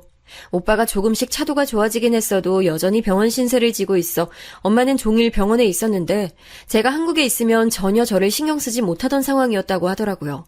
대학에 입학한 언니도 가게에 부담이 되지 않으려고 열심히 공부해서 장학금도 타고 아르바이트를 하며 전혀 부모님의 도움을 받지 않았다고 합니다. 그렇게 악몽 같은 아빠의 주재원 생활이 끝나고 한국으로 돌아왔을 때 저는 너무 기뻐서 눈물을 얼마나 흘렸는지 몰라요. 그리고 너무나도 다행히 오빠도 쓰러졌을 때보다 상태가 많이 호전되어 더 병원에 입원해 있지 않아도 됐습니다. 결국 다시 모인 우리 5명은 전보다 서로를 사랑하고 믿고 의지하는 가족이 됐지만 문제는 바뀐 제 성격이었어요. 호주에서 적응하지 못하고 겉돌기만 해서 또래와 말하고 생활하는 사회성이 오히려 퇴화하게 됐거든요. 하필 제가 다녔던 학교가 동양인이 없기로 유명한 학교여서 입을 닫고 아무 단어도 내뱉지 못하고 집에 갔던 적이 한두 번이 아닙니다. 그래서 그렇게 밝고 낙천적이던 저는 어디로 사라졌고 남은 것은 또래 아이들을 보면 입을 꾹 다물고 무건수행을 하는 저밖에 없었어요. 성격이 바뀐 저를 엄마는 많이 안타까워하시며 일부러 학원도 보내고 교회에 데리고 가며 어울릴 기회를 줬는데 오히려 그건 역효과를 가져와서 제가 더 소심해지는 결과를 가져왔습니다. 결국 저는 한국에서 고등학교 때 제가 스스로 겉도는 학생이 됐는데 누가 저를 괴롭혔다기보다는 그냥 스스로 어울리지 못하던 학생이었어요. 그때 그래도 제 인생이 망하란 법은 전혀 없는지 구원의 손길이 있었습니다. 바로 고등학교 3학년 때의 담임 선생님이세요. 그때 담임 선생님은 우리가 첫째자인 완전 초임 선생님이셨는데 겉도는 저를 어떻게든 반에 어울리게 하려고 노력을 많이 하셨습니다. 어차피 고3이라 다들 공부하기 바빴는데 그래도 겉도는 게 걸리셨는지 일부러 짝꿍도 바꿔주고 반에서 이런저런 활동도 많이 해주셨어요. 그래서 덕분에 저도 친구들과 말하는 기회가 생겨서 아예 입을 다물고 집에서만 밝았던 저를 어느 정도 사회에 어울릴 수 있는 사람으로 거듭나게 해주셨습니다. 그때의 기억이 너무나 커서 저는 진로 자체를 교사로 할 정도로 아직도 감사하게 생각하는 분이세요. 실제로 요즘도 연락하고 지내고 있는데 제가 사범대에 입학하겠다고 했을 때 너무 좋아하셨던 게 아직도 생생합니다. 이미 말했듯 그래서 저는 호주에서 살았던 기간 덕분에 영어는 너무나 자신 있었고 서울에 있는 대학교의 영어교육 전공으로 무려 장학금을 받고 입학할 수 있었어요. 제가 그렇게 선생님이 되겠다고 했을 때 사실 가족들의 반응은 그렇게 좋진 않았습니다. 제가 사회성이 부족하다고 생각했던 가족들은 오히려 우려하고 걱정하며 가능한 얘기냐고 물었죠. 그래도 저는 담임 선생님 덕분에 자신감이 조금 생겼고 또 저 같은 학생들을 보면 우리 선생님처럼 구원의 손길을 내밀어야겠다는 사명감에 뜻을 굽히지 않았습니다. 실제로 그렇게 입학한 대학에선 확실히 고등학생 때와 달리 조금 더 밝게 대학 생활을 할 수 있었어요. 마지막 담임 선생님 덕분에 조금은 사회성을 갖추고 대학에 가서 행사도 많이 참여하고 공부도 열심히 했더니 남자친구가 생기게 됐습니다. 아무리 조금 나아졌다고 해도 사실 다른 사람들에 비해 내성적이었고 무엇보다 낯을 굉장히 많이 가렸어요. 첫인상이 차갑다는 소리를 많이 듣는 편인데 실제로 누가 다가와도 벽을 치고 쉽게 친해지지 못했습니다. 그래도 고등학생 때처럼 말을 걸어도 무시하거나 그런 정도는 아니었으나 확실히 제가 먼저 다가가거나 그러진 못했고 묻는 말에만 대답하곤 했어요. 이런 제가 어떻게 남자친구를 사귀게 됐는지 궁금하지 않으세요? 저는 아직도 그날의 기억이 생생한데요. 그날은 학교에서 행사가 있어 다른 지역을 가는 날이라 아침부터 일찍 교내에 모여서 관광버스를 타고 이동하게 됐습니다. 친목 모임이면 가지 않으려고 했는데 교수님들도 같이 가는 학술 답사 같은 행사라 가고 싶지 않아도 가야 하는 행사였어요. 일부러 떠나기 3분 전에 도착해서 남는 자리에 앉았는데 그때 옆에 앉은 남학생이 바로 제 남자친구가 됐습니다. 남자친구 역시 낯을 굉장히 많이 가리고 또 말수가 애초에 적어서 말이 많지 않은 친구였어요. 그래서 다른 친구들이 버스에서 노래를 부르고 사진을 찍고 자기들끼리 게임을 하며 즐겁게 지냈는데 저와 남자친구는 조용히 무건수행을 하며 이동했습니다. 내려서 조를 짜서 이동하는데 우연히 같은 조가 됐고 그때도 버스에서처럼 조용히 둘이 붙어 이동했어요. 그러면서 계속 정신을 차려보면 남자친구와 저는 둘이 항상 붙어 있었고 이상하게 서로 아무 말도 하지 않았는데 마음이 편했습니다. 저만 그렇게 느낀 게 아닌지 남자친구도 제 옆에서 조용히 있었고 저희야 워낙 존재감이 없어서 남들은 우리가 붙어 있는지도 몰랐을 거예요. 저기 혹시 시간 괜찮으면 우리 이따 같이 밥 먹을래? 학교 앞에서. 돌아오는 버스에서도 같이 앉게 됐고 내릴 때 남자친구가 저에게 같이 밥을 먹자고 하더라고요. 나중에 들었는데 그때 저에게 말을 걸려고 혼자 머릿속으로 수십 번을 내뱉고 덜덜 떨리는 목소리로 말을 걸었다고 합니다. 사실 들은 입장에선 그냥 누군가가 저에게 말을 걸었다는 자체가 떨려 무슨 목소리였는지도 기억이 나지 않았지만요. 그렇게 첫 데이트 아닌 데이트는 학교 앞에 있던 분식집에서 같이 밥을 먹은 거였는데 먹으면서도 많은 말은 하진 않았습니다. 그냥 서로 이름 물어보고 사는 곳과 취미 정도 물어보고 바로 집으로 갔습니다. 그리고 다음에 학교에 갔을 때 남자친구는 제게 슬며시 다가와서 조심스럽게 약속을 잡았고 그렇게 우리는 연인 사이로 발전했습니다. 앞서 말했듯 워낙 존재감이 있는 사람들도 아니고 우리 과에 사람이 꽤 있는 편이라 다들 우리가 사귀는지 몰랐다고 생각했는데 나중에 들어보니 다 알고 있었다고 하더라고요. 저는 아무튼 오히려 그런 게 너무 편했습니다. 단체 생활을 그렇게 즐기는 편은 아니어서 남자친구와 둘이 수업을 듣고 밥을 먹고 시험 기간에는 도서관에 가서 공부하는 그런 생활이 참 안정감 있고 좋았어요. 남자친구의 성격도 저 못지않게 소심한 편이라 뭐 제가 신경이 쓰일 만한 짓은 하지 않았고 둘 다 술을 즐겨하는 편도 아니어서 전혀 연인 사이에 문제가 되는 행동은 하지 않았습니다. 성격 자체도 둘 다 온순하고 갈등을 회피하는 경향이 있어 크게 싸우지도 않고 아주 잔잔히 만났어요. 그렇게 저는 남자친구가 군대에 갔을 때도 조용히 면회도 가고 휴가 나오면 같이 밥을 먹으며 지냈는데 그때 지금의 시부모님을 처음 보게 됐답니다. 저는 첫 남자친구였던 그 학생이 바로 제 남편이 되었기 때문이죠. 사실 처음 시부모님을 뵀던 날이 너무나 강렬해서 잊고 싶어도 잊을 수가 없답니다. 남자친구가 말수가 매우 적다고 했잖아요. 제가 놀랐던 이유는 바로 시부모님은 더 하셨기 때문입니다. 안녕하세요. 정환이 여자친구입니다. 네, 안녕하세요. 반가워요. 얘기 많이 들었어요. 말씀 편하게 해주세요. 그래도 어른이니까 평소에 전혀 하지도 않던 인사를 용기를 쥐어짜내서 했더니 시부모님은 얼굴이 새빨개진 채로 대답하셨어요. 나중에 안 사실인데 시부모님도 두 분이 다 낯가림이 매우 심하고 부끄러움을 많이 타신다고 하더라고요. 그렇게 서로 또 무건수행을 하고 침묵 속에 남자친구를 면회하러 갔는데 전혀 불편하거나 하진 않았습니다. 제가 마음에 안 들어서 그러신 게 아니고 진짜 성향이 그런 분들이라 분위기 자체는 무겁지 않았거든요. 또 쓸데없이 말을 걸거나 그러셨으면 오히려 제가 너무 불편해서 당장 집에 가고 싶었을 것 같습니다. 그렇게 남자친구의 군대도 기다리며 저는 휴학도 하지 않고 바로 졸업하게 됐어요. 다행히 오빠의 건강이 매우 좋아져서 그때는 더 병원에 입원하거나 하지 않아도 됐고 집안 분위기도 매우 밝아져서 큰 부담 없이 졸업하고 바로 임용을 준비할 수 있었습니다. 언니처럼 아르바이트해서 돈을 벌까 했는데 언니는 그냥 그러지 말고 공부에만 매진해서 차라리 직장 생활을 빨리 하는 것이 이득이라며 본인이 제 용돈을 주기도 했어요. 그때 언니는 이미 결혼한 상태였는데 형부가 집에 돈이 많아 언니는 상당히 여유 있는 생활을 했었기 때문에 가능했던 일이었습니다. 형부 얘기가 나와 잠깐 하고 넘어가자면 형부는 굉장히 재치 있고 말이 많은 분이세요. 그래서 형부 덕분에 언니도 많이 밝아졌고 저도 형부와 얘기하면 재밌으니까 많이 웃게 되어 좋았답니다.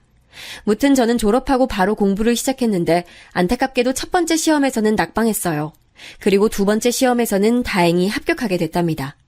이때는 사실 남자친구의 도움이 아주 컸는데 본인이 제가 도서관에서 공부하느라 바쁘니까 도시락도 싸오고 간식거리도 계속 챙겨줬어요.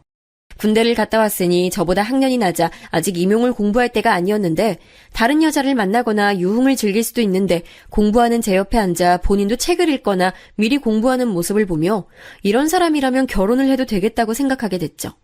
공부가 안 되면 같이 산책도 하고 맛있는 것도 먹고 그러면서 제가 공부하는데 전혀 방해되지 않게 묵묵히 옆에서 응원을 많이 해주는 모습을 보며 감동을 받았습니다.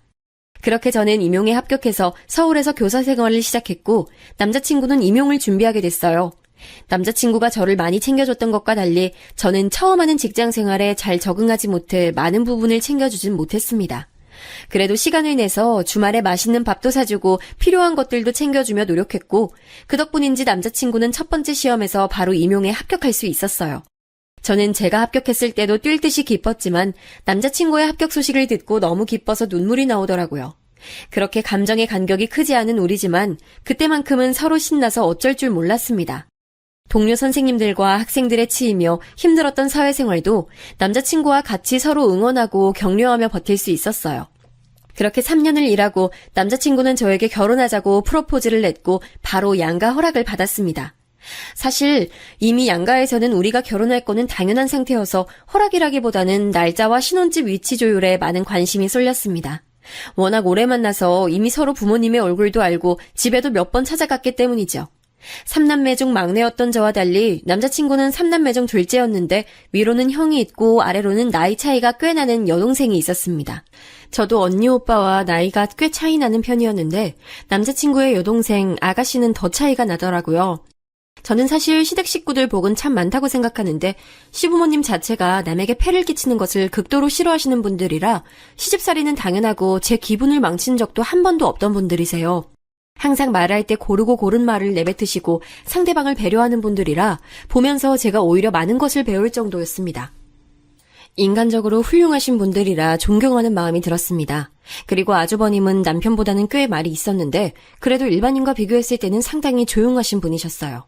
그에 비해 아가씨는 막내라서 그런 건지 혼자 여자라서 그런 건지 굉장히 밝고 귀여웠습니다. 와, 새언니는 영어를 그렇게 잘해요?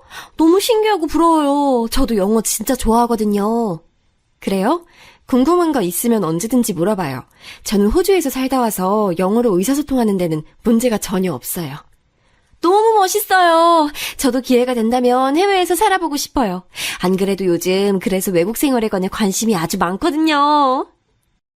아가씨는 특히 영어에 관심이 많아서 저를 대놓고 좋아했는데 저한테 영어 관련으로 질문도 많이 했어요. 저야 직업이 선생님이니 물어보는 것에 대답해주는 것은 아무 거리낌이 없던 상태였고 아가가 귀여우니까 좋은 마음으로 과외 아닌 과외를 해주기도 했답니다. 다만 그 모습을 보신 시어머니가 아가씨에게 따로 언지를 줬던지 점점 그 횟수가 줄긴 했어요. 이 정도로 시부모님은 배려심이 아주 넘치는 교양 있는 분들이신데 문제는 따로 있었습니다. 이렇게 시댁 식구들은 잘 만났는데 문제는 형님이었어요. 제가 낯가림이 아주 심해도 확실히 교사 생활을 하며 그래도 많이 나아졌다고 생각했거든요. 그래도 막 엄청나게 밝은 편은 아니었고 오히려 아가씨처럼 아예 저보다 어리면 학생이라 생각이 들어 편하게 대할 수 있었는데 형님은 어른이니까 저도 모르게 경계를 하게 됐습니다. 그런데 형님은 사실 첫인상 자체는 아주 좋았어요. 어머, 동서될 뿐이구나. 서방님이 워낙 말이 없으셔서 항상 궁금했는데 반가워요. 안녕하세요. 잘 부탁드립니다. 아우, 내가 잘 부탁해요. 안 그래도 며느리끼리 통하는 게 많을 테니까 우리 친하게 지내요. 형님의 첫인상은 굉장히 밝았고 먼저 다가와주어 고마웠던 기억이 나요. 낯가림이 심한데 먼저 다가와주니까 저도 마음을 열게 됐고 같은 며느리니까 형님 말대로 친하게 지내고 싶었죠. 완전히 마음의 문을 닫고 살았던 10대도 아니고 저렇게 먼저 다가온 사람을 내칠 필요는 없었고 또 결혼하면 가족이니까 저도 고맙게 생각해서 따로 결혼 전부터 둘이 만나기까지 했습니다. 친구라고는 남편과 친언니 그리고 친오빠가 전부였던 저라 누군가를 밖에서 만나 밥을 먹고 카페를 간다는 게 되게 큰 의미였거든요. 동료 교사들과 친해도 직장 동료는 직장 동료라고 생각해서 그런 경험들이 처음엔 굉장히 좋았습니다. 형님은 저를 이끌고 서울에 있는 유명한 곳들을 많이 데려갔는데 남편 성향도 저와 같아 시끄러운 곳을 안 좋아했기 때문에 처음 겪는 경험들이 많았어요. 그래서 형님의 첫인상은 되게 좋았는데 문제는 결혼하고 난 이후였답니다. 시댁 식구들이 아가씨를 제외하고는 말수가 적은 편이라 상대적으로 시댁 식구들과 있으면 형님이 주로 말하는 사람이었어요. 형님은 원래 성격 자체가 말이 많고 활발해서 주도해서 말하는 것을 보면 저는 제가 말을 하지 않아도 되니 참 편하더라고요. 그런데 시간이 지날수록 형님이 말하는 수위가 많이 제 신경을 건들기 시작했습니다. 참는 것도 한계가 있더라고요. 그런데 그런 제 기분을 눈치챈 건지 남편이 살짝 알려준 사실이 있었습니다. 알고 봤더니 형님은 임용을 5번이나 떨어진 장수생이었다는 거예요. 우리 부부처럼 선생님이 되고 싶었는데 계속 떨어지기만 해서 선생님은 저에게 일부러 그러는 거였어요. 그 사실을 알고 나니 인간 대 인간으로 안쓰러운 마음이 들기 시작했습니다. 요즘 교사가 그렇게 대단한 직업은 아니잖아. 옛날엔 선생님이라고 하면 다들 좋게 봐줬는데 요즘은 그 정도는 또 아니니까. 아, 그렇다고 서방님하고 동서가 별로라는 건 절대 아니고. 오해하지 마. 둘은 너무 대단하고 또 멋져. 저런 식의 말을 하며 은근히 돌려서 욕하는 게 날이 갈수록 심해졌어요. 또 시부모님이 워낙 좋으셨던 것과 별개로 시댁은 명절에 차례를 지내고 또 제사가 있는 집이었는데 그럴 때마다 옆에서 형님은 저한테 딱 달라붙어 그런 시댁의 문화에 대해 욕을 많이 했습니다. 아니, 조선시대도 아니고 무슨 명절에 이렇게 차례를 지내? 진짜 촌스럽지 않아? 동서도 그렇게 생각하지? 언제까지 이래야 돼?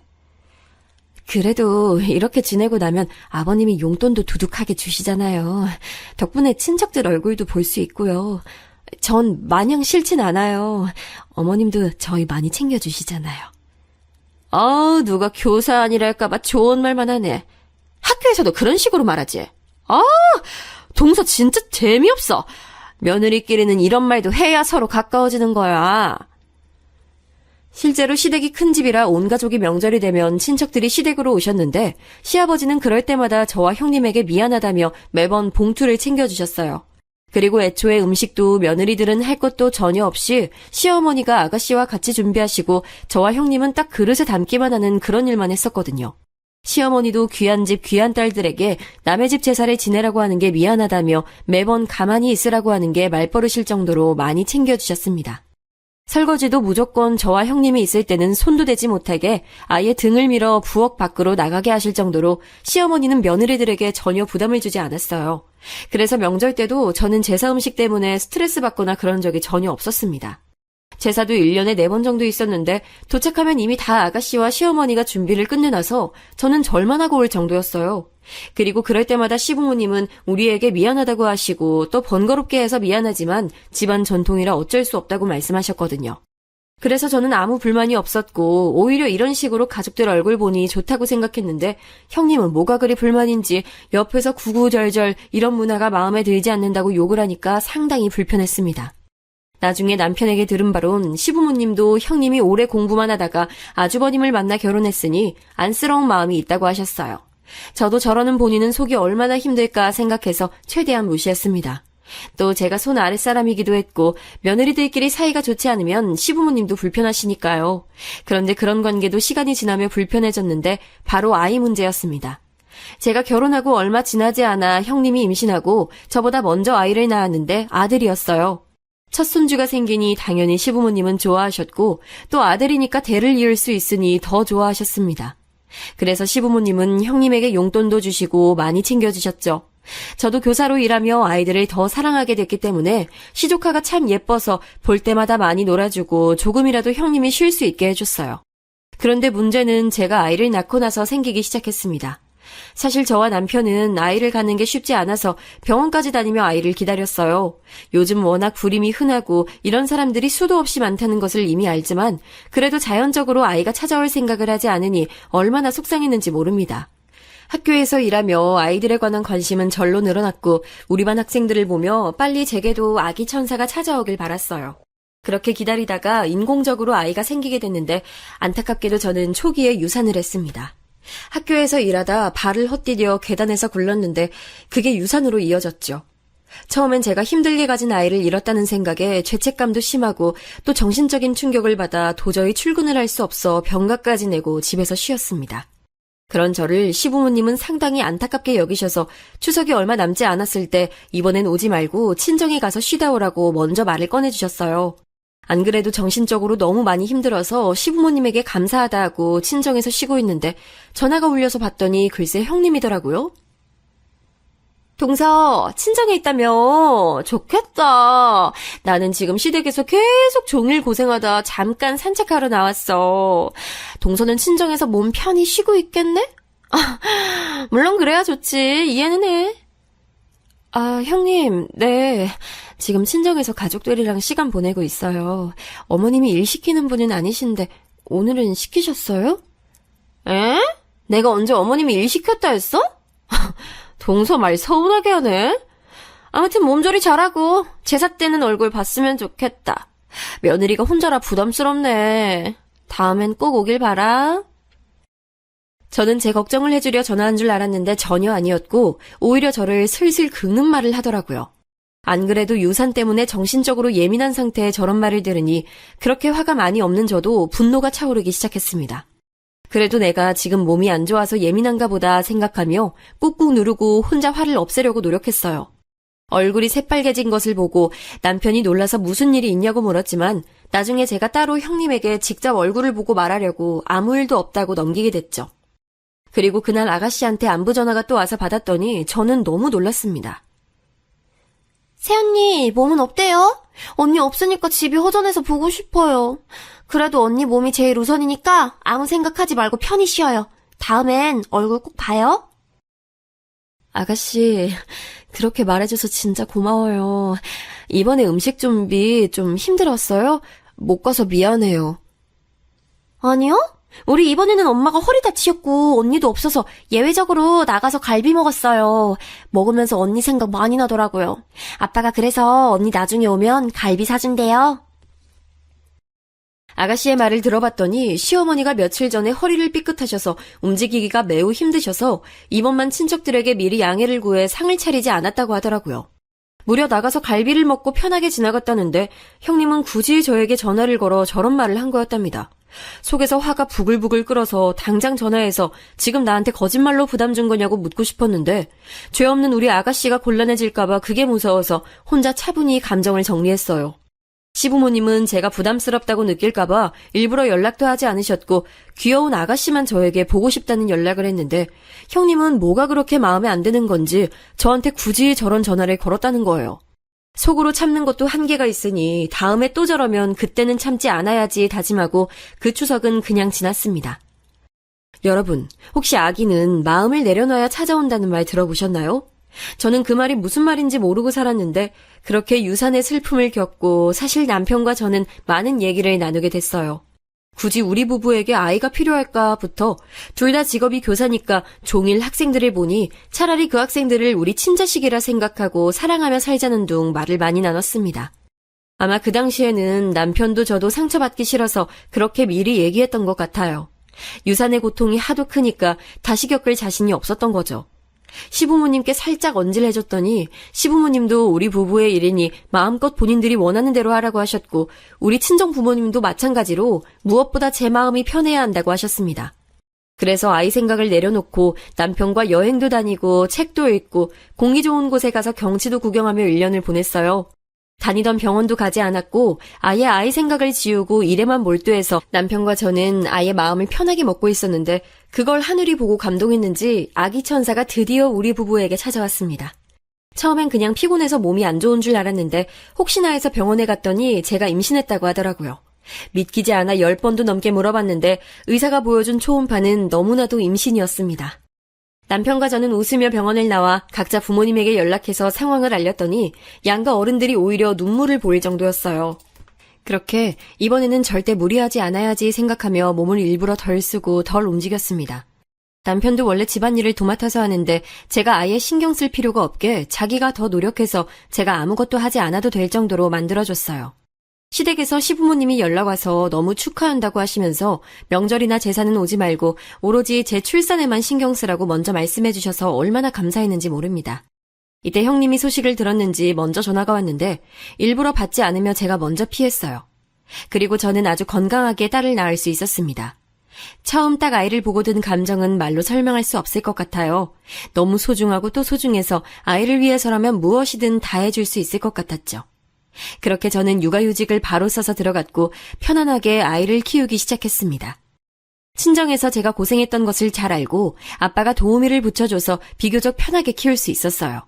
시부모님도 손주로 딸은 처음이니 우리 아이를 예뻐해 주셨습니다. 특히 아가씨는 본인과 같은 여자아이라고 너무 좋아하며 노골적으로 예뻐해 주셨어요. 여자애라 그런가 좀 예민한 것 같아? 우리 아들은 안 그랬는데. 아이마다 기질이 다 다르니까요. 전 상관없어요. 형님이 그때도 툭툭 던지는 말을 내뱉었는데 일단 제가 너무 행복하고 아이 보는 재미에 푹 빠져서 그러거나 말거나 그때는 신경이 쓰이지 않았습니다. 그러다 아이가 세 돌이 지나고 사건이 하나 터졌어요. 저는 제가 호주에서 살다 온 경험도 있고 또 영어 선생님이니 우리 아이 영어 교육은 직접 해주고 싶었습니다. 사교육에 맡기는 것도 중요한데 저는 아이가 일단 영어에 대한 부담감이 없길 바랐고 또 영어 실력에 대해 상당히 자신감이 있는 상태여서 직접 교육하기 시작했어요. 아이가 싫어하거나 따라오지 못하면 당연히 그만두려고 했는데 다행히 아이는 제가 실생활에 영어를 노출시켜주니 곧잘 따라하게 됐답니다. 그러다 그날은 설날이라 시댁에 다 같이 모였는데 식탁에 마침 사과가 있었어요. 아이가 그걸 보고 영어로 사과를 말하자 식탁에 앉아있던 아가씨가 눈을 동그랗게 뜨고 놀라더라고요. 어머 언니, 방금 들었어요? 세연이가 사과를 영어로 말했어요. 천재 아니에요? 아마 집에서 제가 간단한 단어는 영어로 말해서 그런 것 같아요. 천재까진 아니고 그냥 익숙한 거죠. 천재죠. 우리 서연이 진짜 너무 똑똑해요. 언니 닮아서 영어 잘하니까 얼마나 좋아요. 서연이는 진짜 복 받았어요. 아가씨의 기분 좋은 칭찬에 입이 귀에 걸려서 서로 대화하고 있는데 형님이 슬그머니 다가오더라고요. 그러더니 뭐라고 했는지 아세요? 그거 뭐 단어로 말하는 게 얼마나 대단하다고 그래. 그 정도는 애들 다 해. 우리 아들도 그건 하더라. 막 엄청 대단한 수준은 아닌데?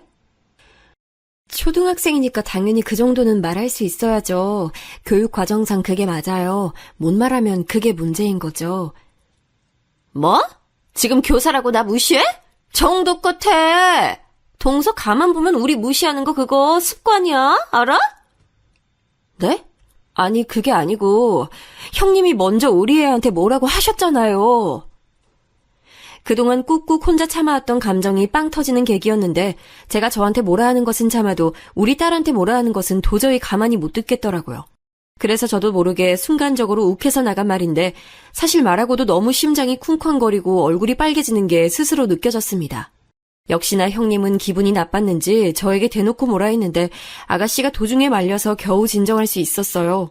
그러면서 아가씨는 본인이 괜히 영어 얘기를 꺼냈다고 말하며 저를 달래줬습니다. 순식간에 일어난 일이고 또 저도 생각하기 전에 내뱉었던 거라 적잖이 당황했지만 그렇다고 후회하진 않았어요. 이 사건 이후로 형님은 저를 냉랭하게 대하기 시작했는데 저는 그럴수록 똥이 무서워서 피하나 더러워서 피하지 생각했습니다. 그렇게 서로 대면대면하게 적당히 거리를 두고 지내니 시간이 역시 약인 건지 조금 관계가 예전보단 회복이 됐어요. 그리고 저는 첫째가 돌이 지나고 나서 둘째를 또 자연적으로 임신했습니다. 원래 한 번 아이가 생기면 줄줄이 생긴다잖아요. 첫째가 둘째를 데려왔다고 생각하고 둘째 임신 기간에 첫째에게도 더 많은 관심을 줬습니다. 그리고 둘째도 아주 건강하게 유산하지 않고 출산했고 육아도 역시 양가 도움을 받으며 할 수 있었어요. 둘째가 태어나고 정말 기뻤던 사실은 바로 성별이었는데 내심 속으로 첫째가 딸이니까 둘째도 딸이길 바랐거든요. 그런데 정말 둘째가 딸로 태어나서 얼마나 행복했는지 모릅니다. 저는 언니도 있고 오빠도 있지만 사실 감정적인 교류는 언니와 더 깊고 또 같은 성별이 주는 안정감과 유대감이 남다르다고 생각하기 때문에 매우 기뻤습니다. 둘째도 딸이란 소리를 듣고 양가 어른들도 자매가 역시 좋다며 기뻐하셨어요. 그리고 아이가 2명이니 저도 육아하느라 바빠서 한동안 형님을 신경 쓰지 못했습니다.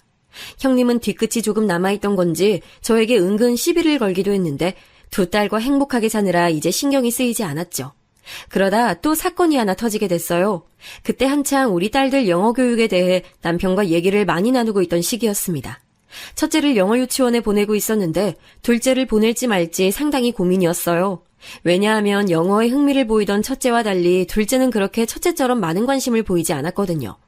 그런데 그 시기에 마침 시댁을 가게 됐는데 어쩌다 아가씨와 아이들 교육에 대해 식탁에 앉아 얘기를 하게 됐습니다. 아가씨는 그때 대학생이었는데 워낙 성격이 좋고 애교도 많고 또 저를 많이 좋아하는 사람이라 아가씨와의 대화는 제가 참 좋아해요. 언니 그럼 주연이는 영어 유치원 안 보낼 거예요? 지금 고민이에요. 남편은 둘째는 그냥 일반 유치원에 보내자고 하더라고요. 하긴 아이들은 다 성향이 워낙 다르니까요. 그렇게 얘기를 하고 있었는데 형님이 은근슬쩍 옆에 앉더라고요. 저와 형님이 시댁에서 싸운 이후로 아가씨는 우리가 둘이 있으면 말을 일부러 많이 하며 분위기를 좋게 만드는데 그날도 그랬습니다. 그런데 그날따라 형님이 또 뭐가 기분이 나빴던 건지 저한테 말을 꺼내더라고요. 주연이는 똑똑하지 않나 보다. 원래 애들마다 지능이 다르거든. 우리 주연이 아직 겨우 4살인데요? 원래 영재는 딱 그 나이 때 보이거든. 동서도 첫째 키워서 알잖아. 잘하는 애는 딱 보여. 하긴 형님 아들도 보니까 딱 아닌 건 아니더라고요. 아마 중학교 올라가면 적응 못할 게 보여요. 뭐? 아니 무슨 말을 그렇게 해? 형님이 먼저 시작했잖아요. 도대체 우리 애들한테 왜 그러는 거예요? 저는 아이들에 대한 애정이 매우 깊어서 저를 향한 비아냥은 참아도 우리 딸들을 향한 비난은 참을 수 없었습니다. 그래서 욱하는 마음에 또 받아쳤는데 형님도 끝까지 저와 대치했어요. 저번엔 시부모님이 마침 집에 안 계셔서 괜찮았는데 이번엔 거실에 시부모님이 앉아 계셔서 시부모님도 우리의 싸움을 알게 됐습니다. 아가씨가 말려도 귀에 들리지 않았는데 시어머니가 말리니까 그래도 좀 진정이 되더라고요. 그런데 우리 시부모님은 너무 좋으신 분들이지만 갈등을 피하고 평화주의자라 일단 둘 다 집에 가라고 하셨습니다. 남편 차를 타고 오며 형님에 대해 험담하니까 남편도 이제 지친다고 하더라고요. 저도 제가 왜 저런 소리를 들어야 하는지 모르겠고 아무리 가족이어도 얼굴 보기 싫었습니다. 그래서 저 사건 이후로 실제로 형님을 3년간 전혀 보지 않고 살았어요. 시부모님께는 너무 죄송하지만 도저히 형님과 마주할 자신이 없었습니다. 그 과정에서 아가씨와도 수없이 많이 통화하고 남편하고도 평생 하지 않던 부부싸움도 하고 의견을 타협하는 게 참 힘들었어요. 그래도 제가 많이 힘들어하니까 남편은 결국 시부모님께 우리 의사를 확실하게 전달했고 제사 때는 제가 안 가고 명절에는 남편과 아주버님이 서로 연락해서 우리는 서로 마주치지 않을 수 있었습니다. 그렇게 얼굴을 안 보니까 실제로 많이 안정되기 시작했고 나중엔 감정이 승화된 건지 괜찮아졌어요. 저도 아이들에게 집중하려고 했고 복직도에서 열심히 일하며 에너지를 다른 곳에 쏟으니 훨씬 마음이 안정됐습니다. 그래서 어느새 화났던 감정은 사라지더라고요. 남편이 먼저 제게 말을 건네서 이번 명절에는 오랜만에 같이 모이는 게 어떠냐고 물었습니다. 저도 시간이 꽤 지나기도 했고 무엇보다 형님을 보지 않던 그 기간에 시부모님이 중간에서 고생하신 걸 아니까 동의하고 같이 만났어요. 그리고 여러분, 그 명절 때 대망의 오늘 사연의 핵심이 나왔습니다. 가족들이 다 모이고 심지어 친척분들도 다 오신 자리에 형님은 그날따라 뒤늦게 나타나더라고요. 오랜만에 보는 얼굴이니 그래도 저는 어차피 가족이고 이혼하지 않으면 평생 봐야 하는 얼굴이니까 좋게 풀어보자는 의미로 백화점에서 화장품을 사서 선물로 가져갔어요. 그런데 형님은 시댁에 들어오며 저를 딱 쳐다보더니 말도 걸지 않고 바로 지나치더라고요. 그 모습을 보고 속으로 역시 사람은 바뀌지 않는다고 생각했습니다. 그래도 가족이 다 모인 자리니까 최대한 웃으며 어른들 비위를 맞추고 있는데 형님이 제 앞을 딱 가로막더라고요. 그러더니 집에 왔으면서 굳이 샤넬백을 내려놓지도 않고 저에게 자랑하듯 보여주길래 그냥 아무 말도 하지 않고 가만히 그 모습을 쳐다봤습니다. 무슨 말을 꺼내야 할지도 모르겠고 사실 엮이고 싶지 않았는데 형님의 말이 너무 기가 막혀서 저는 처음에 제가 잘못 들은 줄 알았어요. 동서 오랜만이다. 그동안 어떻게 지냈어? 잘 지냈지? 그냥 일하고 애들 보고 똑같죠. 형님은요? 살이 많이 빠지셨네요? 나? 난 너무 잘 지냈지. 샤넬백도 사고 요즘 너무 행복해. 아, 근데 동서는 이런 명품 없지? 교사라서 돈 많이 못 벌잖아. 빌려줄까? 결혼식 가기 전에 얘기해. 이런 거 보면 교사 안 한 게 천운이야. 형님은 선생님을 안 한 게 아니고 못한 거 아닐까요? 5번이나 임용에 떨어졌으니 형님의 사정도 안타까워서 적당히 지나간 날들이 후회스러웠습니다. 사람의 열등감이 지나치면 저렇게 된다고 느낄 수 있는 형님의 모습을 보며 참 한숨이 나왔어요. 예전 같았으면 저도 아이들 얘기니까 아니니까 적당히 무시하려고 했는데 그때가 하필 친척들도 많았고 딸들이 제 옆에 앉아 있어서 가만히 무시하면 평생 이러고 살겠다는 생각이 확 들더라고요. 그래서 순간적으로 저 말을 듣자마자 제 입에서 1초 만에 맞받아치는 말이 나왔습니다. 전 사람 자체가 명품이어서 괜찮아요. 형님은 중국상 짝퉁만도 못하잖아요. 그것도 사실 가짜죠.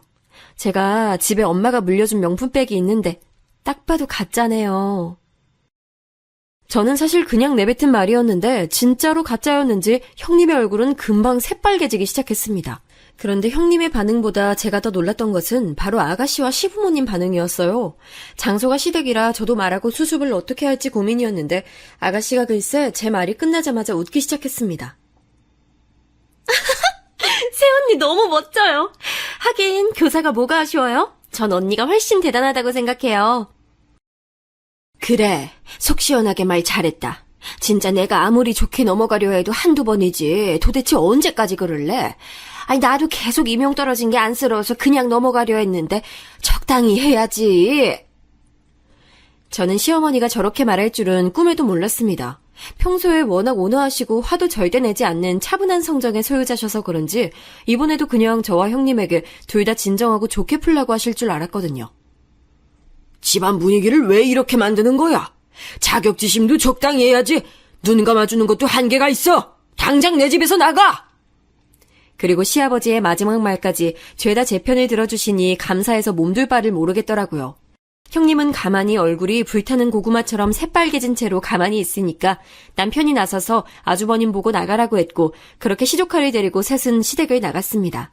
시부모님은 저에게 그동안 고생 많았다고 저런 식으로 매번 저를 괴롭힐 줄은 몰랐다며 저를 위로해 주셨어요. 그래서 순간 감정이 올라와 눈물까지 났습니다. 남편도 옆에서 집사람이 그동안 마음고생 심했다고 앞으로 진짜 형님은 시댁에 출입금지를 해야 한다고 강력하게 주장했습니다. 그렇게 조용하고 차분한 시어머니는 제게 형님과 평생 마주치지 않아도 된다고 하시며 당신이 쭉 지켜본 결과 매번 피해자는 저였다고 편을 들어주셨습니다. 그래서 그 뒤로 어떻게 됐냐고요? 지금도 형님은 시댁에 오지 못하고 있어요. 아주버님과 시조카는 그래도 명절이나 제사 때 겨우 오긴 해도 형님은 발도 못 들인답니다. 덕분에 시부모님이 챙겨주시는 용돈은 저만 두둑하게 받고 있네요. 형님 한 명 없다고 마음이 얼마나 편한지 시댁에 가는 게 놀러 가는 것처럼 느껴지고 참 행복하게 지내고 있습니다. 형님은 저한테 개인적으로 전화가 오긴 했는데 제가 그냥 차단했어요. 남편에게 물어봤더니 남편도 아주버님이 계속 연락 온다고 하던데 그건 남자들끼리 알아서 하라고 했습니다. 저는 더 형님과 마주치고 싶지 않고 그냥 그 사람을 떠올리는 게 스트레스니까요. 이 사건을 겪고 친정에 가서 있었던 일을 말하니 우리 친정 부모님은 진짜 제가 저렇게 말한 게 맞냐고 계속 물어보셨습니다. 언니와 오빠는 제게 너무 잘했다며 칭찬해줬고 다들 얼마나 통쾌하게 여겼는지 몰라요. 예전에 소심하던 성격의 저는 이제 없고 할 말을 다 할 수 있는 사람이 되어 한층 성장한 기분이 들고 행복합니다. 사랑스러운 우리 두 딸도 자기 인생을 이렇게 사는 사람이 되길 진심으로 바라며 제 사연 여기서 끝내겠습니다. 개인적으로 아주 뜻깊고 통쾌했던 사연인데 여러분은 어떻게 느끼셨는지 모르겠어요. 들으시면서 한 번이라도 웃으셨으면 그걸로 저는 만족합니다. 들어주셔서 진심으로 감사합니다.